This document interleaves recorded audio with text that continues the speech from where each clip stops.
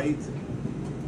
And now we need to figure out where are we in terms of angle. One little jig that I've got that is a bit of a help, we're going to say this is roughly 10 wide.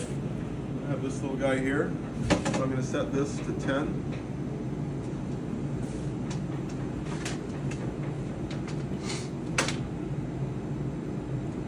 And that will help me figure out what angle I'm going to approach the blade. So now I can set this over the blade and I can twist it until I can see I'm coming up at this point and this point inside the jig. Okay? So this is where you want to make sure your table saw is turned off.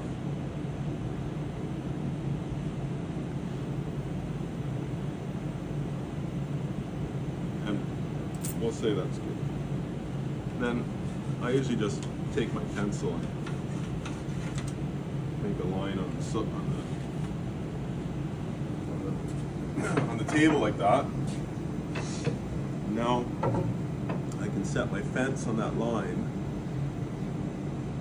Don't you need a distance in between? What's that? The distance to this here. Don't you need that in between the fence and... I was going to go from... Oh, that's right, yeah. Well,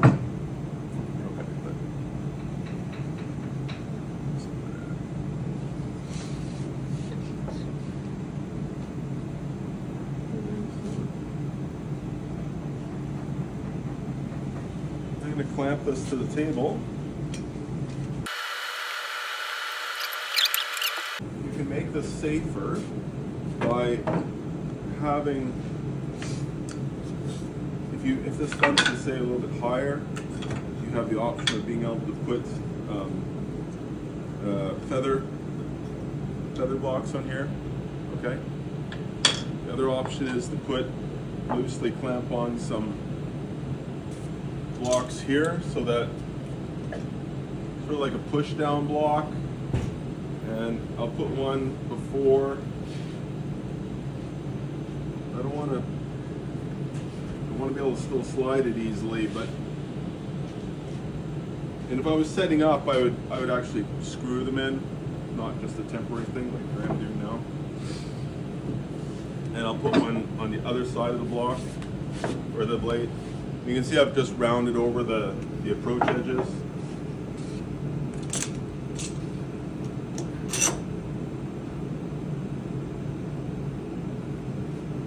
If you really want to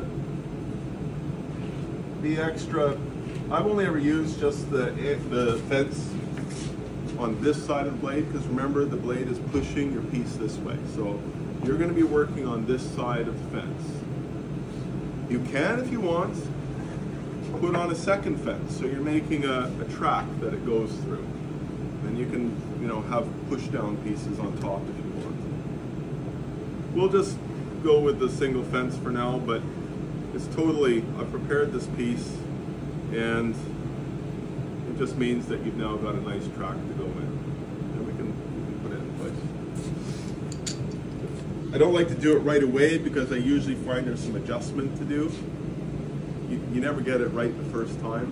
So you make your first pass, and we'll do that now, and then we'll see where that lands in relation to the cove we want. So we'll leave this one to the side. We're going to lower the blade. We're going to have a push stick.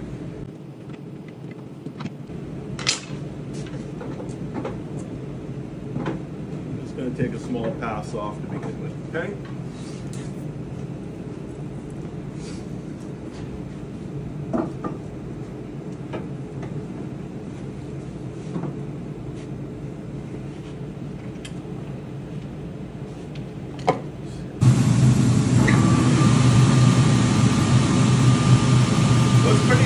On this side of the fence.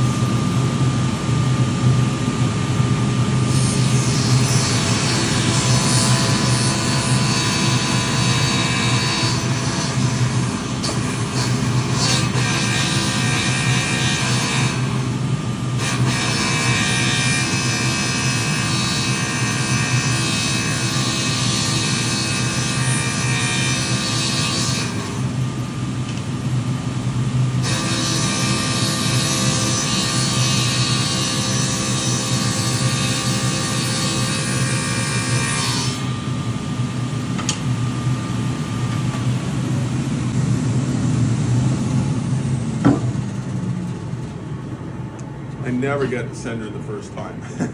So here I can see like I need to move over a bit, but it's no big deal. We got tons of room here to adjust. So it's simply a matter of that I need to move this fence back a little bit more to center this into the cove properly. And because we have so much waste here, we have that flexibility. It's not a problem. So we can just move it a little bit.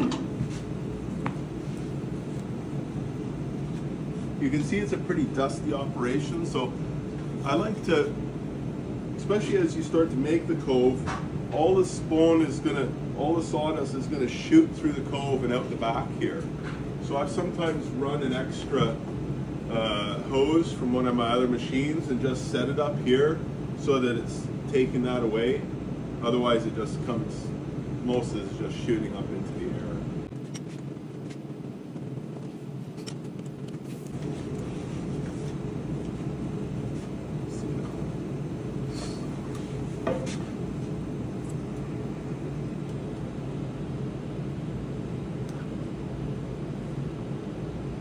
Center. The cove right now is 40. I need to move it over about 7 or so millimeters.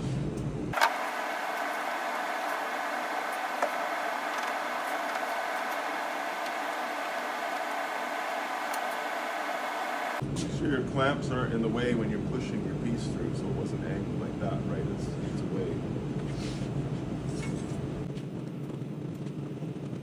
Okay, we can raise up the blade a little bit.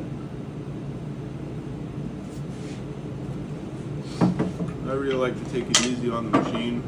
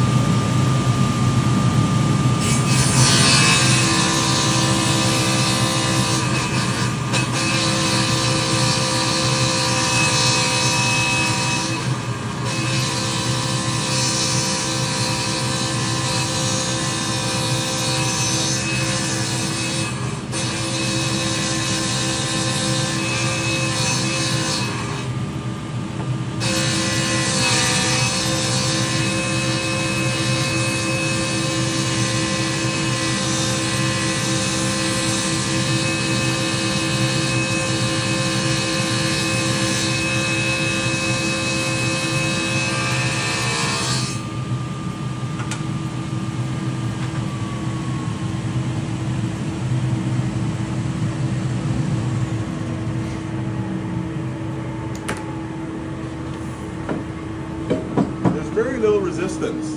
It goes really easy. I mean, you don't have to use a lot of pressure. You just go at a slow speed. And you can see this is the finish you get. You can see the saw marks, but that would sand away really fast. If you're, say, making a, say for example, you've got a job where you just need to make a big cove for the top of the cabinets around the kitchen or something, that's going to be a really expensive fresco to buy in.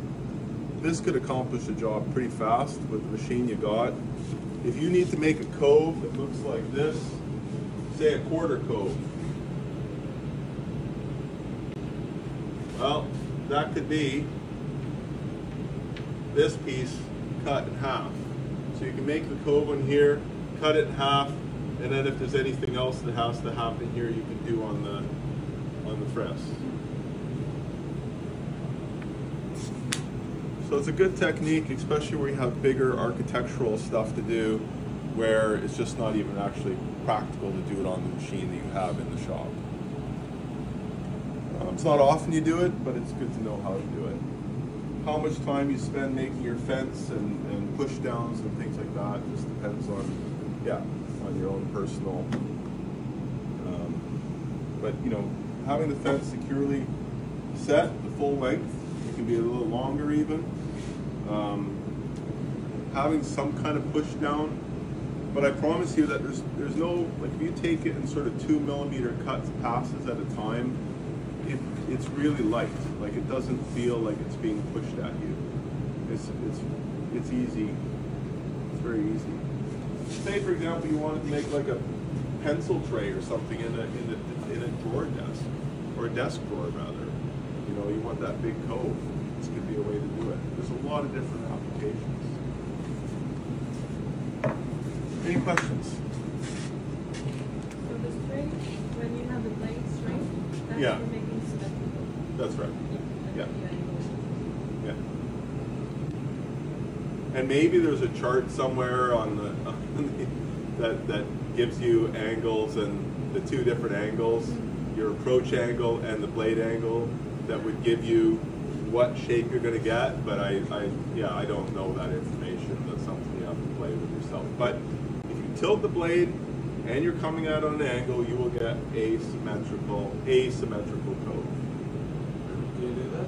Okay. Can you show that? The tilting doesn't really work on this well because we got this plywood thing for the spawn suit and everything around it. So yeah. Any other questions? How big angle can you go? Well, you can go completely sideways. Or Yeah, no problem. But you just gotta take small passes.